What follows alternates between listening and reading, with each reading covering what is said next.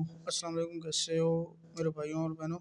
तो आज हम लोग स्टार्ट करेंगे रीनल की एनाटॉमी। ठीक है ना, प्रीवियस लेक्चर में 2 लेक्चर में हमने रीनल एमसीक्यू पढ़ी थी। ठीक है, आज हम एनाटॉमी स्टार्ट करने जा रहे हैं। तो सबसे पहले तो रीनल ये आपका जो होता है ना किडनी होता है। ठीक है, किडनी तो इसमें जो होते हैं ना आपकी एक राइट पे होता है, एक लेफ्ट पे होता है। ठीक है ना, ये प्रेजेंट होता है लंबर रीजन में आपके। ठीक है ना, एल आपका होता है लंबर रीजन में, L3 to L5 तक होता है आपका इसका एरिया। ठीक है ना, और ये जो इसकी जो है ना आपकी इसमें तकरीबन रीनल आर्टरी होती है, सेगमेंटल आर्टरी होती है, इंटरलोबर आर्टरी होती है, आर्कोइड आर्टरी होती है।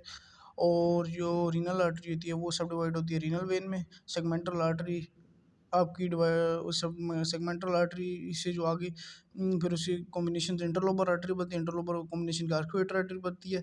और और ये जो होती है आपकी इंटरलोबर आर्टरी से आगे जाके इंटरलोबर वेन बनती है, और आर्कुएट आर्टरी इसे जाके आर्कोइड वेन बनती है। ठीक है ना, और इंटरलोबर आर्टरी से इंटरलोबर वेन बनती है। सेगमेंटल आर्टरी की ब्रांचेस हैं इंटरलोबर आर्टरी, आर्कोइड आर्टरी, दो ब्रांचेस इसकी है।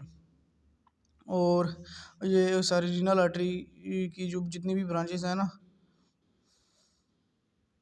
वो रीनल आर्टरी की जितनी भी सारी ब्रांचेज हैं वो फिर आगे जाके डिवाइड होती हैं। जो आपका इंटरलोबर आर्टरी होती है वो आपकी afferent आर्टरियोल बनाता है। ठीक है ना, ग्लोमेरुलस बनाता है, और फिर इफरेंट आर्टरियोल, पेरिट्यूबुलर कैपिलरीज, ये सारा जो कनेक्शन होता है ना ये इंटरलोबर आर्टरी का होता है। ठीक है, तो ये थोड़ी वेन्स आप लोग देख लीजिएगा, जो एटलस की बुक्स हैं या स्नेल्स की बुक्स हैं।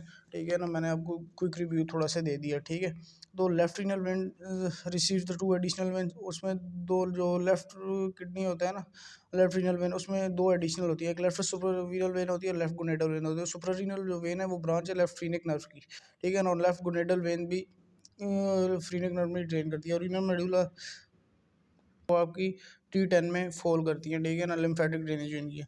और renal medulla receive significantly less blood flow than the renal cortex. और रीनल मेडुला जो होता है ना, मेडुला आपका वो आपका एज़ कम्पेयर टू जो होता है रीनल कॉर्टेक्स से वो आपका काफ़ी ज़्यादा कम और रिसीव सिग्निफिकेंटली उसमें बहुत ज़्यादा कम ब्लड फ्लो होता है as compared to renal cortex में। This makes medulla very sensitive. और जो होता है ना इसमें ज़रा से भी अगर ब्लड की कमी आ जाए तो वो उससे हाइपोक्सिया का भी चांस हो सकता है। ठीक है ना, अगर उसमें ब्लड कम आना हो जाए, फॉर एग्जांपल नेफ्रोटिक सिंड्रोम है या नेफ्राइटिक सिंड्रोम है, और उसमें फिर इस्कीमिक डैमेज भी आ सकता है, आपका रीनल फेलियर भी हो सकता है। लेफ्ट और एक और बात, जो डोनर के दरमियान होता है ना आपका, जब आप डोनेट करते हो किडनी, तो उसमें लेफ्ट किडनी मोस्टली आपका लिया जाता है, क्योंकि इसमें जो रीनल वेन होती है ना, इसमें एडिशनल रीनल वेन होती है, एक तो लेफ्ट सुपरवीनल और लेफ्ट गोनेडल वेन्स होती हैं, और एक आपकी इसकी जो होती है ना थोड़ी सी रीनल वेन जो लेफ्ट किडनी की होती है वो थोड़ी सी लंबी होती है, कि ये आपको बेनिफिट होता है।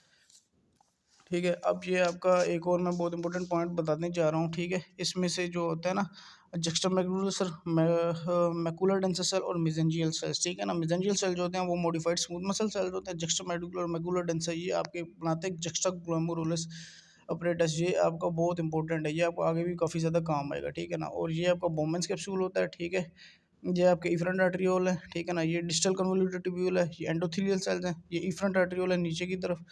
और इसमें से जो होता है आपका ये ऊपर वाला रीनल कॉर्टेक्स होता है, अंदर वाला रीनल मेडुला होता है, और इसके साइड में ये जो होते हैं पायरामिड्स टाइप, इनको रीनल पायरामिड्स बोलते हैं। और अंदर एक और स्ट्रक्चर जो होता है उसको हम रीनल कैलेक्स बोलते हैं, जो आपका फैट के अंदर छुपा हुआ होता है मोस्टली। अब इसमें जो कोर्स ऑफ यूरेटर्स की बात करते हैं यार, जो कोर्स ऑफ यूरेटर्स होते हैं ना वो आपके अराइज करते हैं रीनल पेल्विस से। ठीक है, कर देता हूँ। ठीक है, आपका जो होता है ना ये होता है आपका रीनल कॉर्टेक्स, ये अंदर वाली साइड से। ठीक है ना, जो इसमें ये वाले ये कुछ टाइप बने होते हैं, ये आपके रीनल मेडुला होते हैं। ये जो साइड में इसकी होती है ये आपको माइनर कैलेक्स होता है, और ये इसका जो पूरा सा फुल एक ट्यूबुल टाइप होता है ये मेजर कैलेक्सिस होते हैं। और इस जो होते हैं इस सारे स्ट्रक्चर्स को आपको क्या कहते हैं, रीनल पेल्विस कहते हैं। ठीक है ना, और ये आपकी साइड में यूरेटर होती है। ठीक है, और ये आपका जो इसमें रीनल ये आपका जो साइड में बिल्कुल फ्री स्ट्रक्चर दिखा रहा है वाइट, ये आपका रीनल कॉलम होता है। ये आपकी जो पिरामिड शेप्स होते हैं रीनल पिरामिड्स होते हैं। और ये जो साइड में लाइनिंग्स होती हैं ये आपको मेडुलरी रेस कहते हैं, मेडुलरी रेस कहते हैं। ठीक है, और इनके डिफरेंट फंक्शन है वगैरह, और ये हम रीनल फिजियो में पढ़ेंगे। ठीक है ना, इसकी आप स्क्रीनशॉट ले लेना। ठीक है, मेजर माइनर कैलिसिस जो होते हैं ये थोड़े होते हैं आपके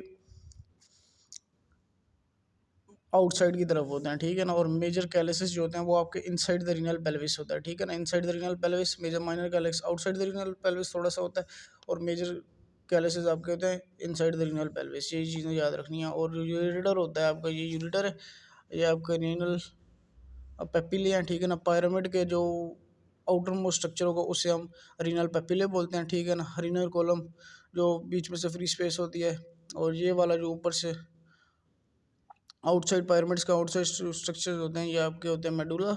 और ये ऊपर वाली जो लाइनिंग होती है इनको भी हम रीनल कॉर्टेक्स बोलते हैं, ठीक है। ये आपको समझ आ गया होगा लगता है, ठीक है। और ये जो इनकी लिम्फेटिक ड्रेनेज होती है, लिम्फ ड्रेनेज होती है, एओर्टिक नोड्स में ड्रेन होते हैं, ठीक है ना।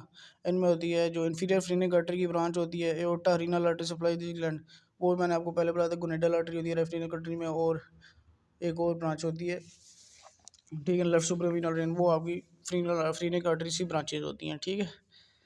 और जो आपकी वेन होती हैं इसमें रीनल वेन होती है, सुप्रा रीनल वेन होती है, इन्फीरियर वेना के वो, और लेफ्ट रीनल वेन इसमें आपकी होती है।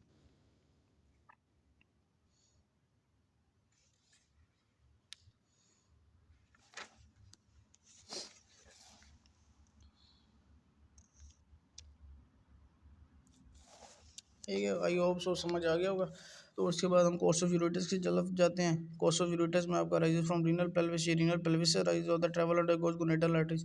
जो यूरेटर का कोर्स होता है ना वो आपका गोनेडल आर्टरी से अंदर गुजरता है, ठीक है ना। और इसमें एक कॉमन इलियक आर्टरी होती है, ठीक है, इलियक आर्टरी। और इसमें आपका जो होता है ना, इलियक आर्टरी होती है under the uterine artery, vas deferens retroperitoneal, ठीक है ना। गोनेडल जो फॉर एग्जांपल मेल्स होते हैं ना, उनमें होती है वास्ट डिफरेंट आर्टरी, और uterine artery, vast different artery होती है, वास्ट डिफरेंस होती है, ठीक है ना। और जो फीमेल्स होते हैं उसमें यूट्राइन आर्टरी होती है, ठीक है ना। गायनेकोलॉजी प्रोसीजर जब आपकी सर्जरी होती है ना, तो उसमें आप जब लाइगेशन कर रहे हो तो उसमें आप यूरिटर, जब आप यूरिटर को आप जब कोई भी डी एंड सी प्रोसेस कर रहे हो, या आप सर्जरी कर रहे हो, ठीक है ना, सर्जिकल डिलीवरीज कर रहे हो, तो उसमें ये सीन होता है, अभी आपकी यूट्राइन जो ओवरिकल वेसल्स होती है ना, उनकी लाइगेशन के दौरान उनकी लाइगेशन हो जाती है, और वो डैमेज जो यूरिटर की डैमेज हो जाती है, जिनकी वजह से वो आपको बार बार वो जो होते हैं ना,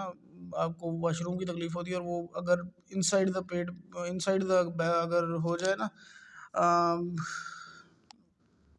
वोमेंस कैविटी, तो उसकी वजह से आपको कैंसर भी हो सकता है, और भी काफ़ी ज़्यादा कॉम्प्लिकेशन हो सकती है, इन्फेक्शन हो सकता है वगैरह।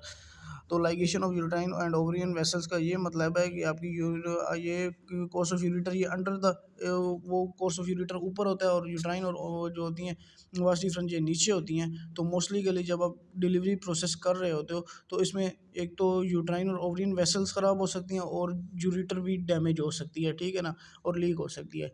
और bladder contraction can compress the intramural ureter during, और ब्लैडर कॉन्ट्रैक्शन भी इंट्राम्यूरल यूरिटर को कंप्रेस कर सकता है ड्यूरिंग यूरिन रिफ्लक्स। अगर बहुत तेज़ी से यूरिन आया हो तो आपका यूरिटर भी कंप्रेस हो सकता है। ब्लड सप्लाई टू यूरिटर्स में प्रोक्सिमल रीनल आर्टरीज होती हैं, मिडल गोनेडल आर्टरीज और एओर्टा, और common internal iliac artery, distal internal artery, और सुपीरियर वेसिकल आर्टरीज इसमें होती हैं। तीन common point of ureteral injection, ureter pelvic junction.